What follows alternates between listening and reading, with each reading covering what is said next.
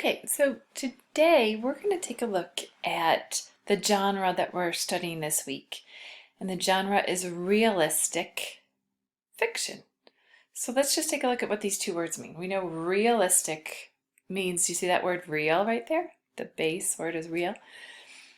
Realistic means that it really could happen, right? So but did it happen? No, because this word fiction tells us that it's a made-up story. But we know that it's realistic if everything in the story could happen. So if we think back to last week's story or the first week's story about Grandma and the Great Gourd, could the fox and the bear and the tiger really talk? So we know that wasn't realistic. Grandma was realistic, but not talking animals. And in last week's story, we know that the sky couldn't really talk, right? So this week we're going to read a story and it is going to be realistic, meaning that it could really happen. So if we take a look, we could see the different things that we'll notice in realistic fiction. The purpose, just like folk tales and fairy tales, the purpose is to entertain or tell a story. The text structure is similar, that the events are often told in order or in a sequence, and the story has a beginning, a middle, and an end. Okay? The elements that make it realistic is that the setting is a real place or a place that could be real. The characters behave like real people, and the plot includes events that could happen in real life. Okay? So one of the things that I want us to think about are the main difference is that the characters are real.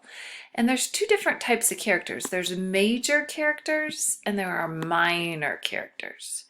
The major characters would be the main character and other characters who are really important to the story. And then the minor characters would be those who do not play an essential role. They're kind of like secondary characters. They're not who the story's about. Okay? And often one of the major characters might tell the story. If a major character who's in the story is the person who's telling it, or the word we use is narrating it, we call that first person point of view. Okay? So the point of view of the story could be told by someone who's in it, and that's first person. First person point of view is a person in the story telling it. Or somebody from outside the story could tell it, and that's what we call third person. Okay, so I'm going to read you a story. It's not in your book. It's one you just have to listen to.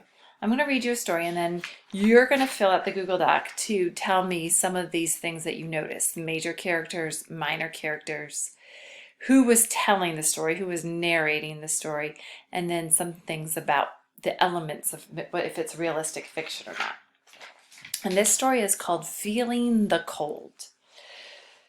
During silent reading time, Dara could not concentrate. Everything around her was new and unfamiliar. Her desk, the school, her classmates, the city, and she didn't even know yet if she liked any of it, except the weather. She knew she didn't like that.